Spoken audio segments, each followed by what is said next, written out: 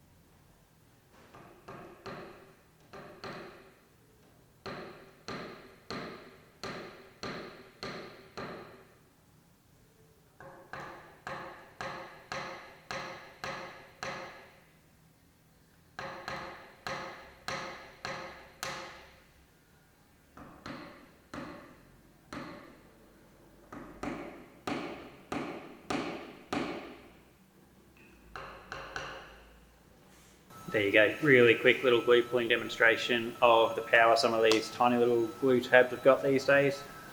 Those are the Kiko Ice 5mm tabs I was using there. More than enough power to pull these small dents out.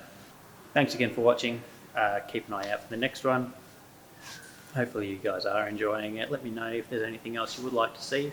I'll try and listen to your comments and put something together if there's something I haven't covered yet. Thanks again.